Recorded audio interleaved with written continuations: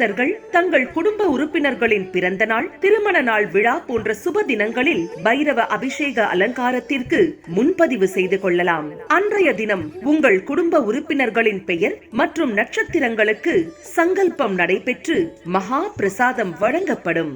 வெளியூர் அன்பர்களுக்கு கொரியர் மூலம் அனுப்பி வைக்கப்படும்.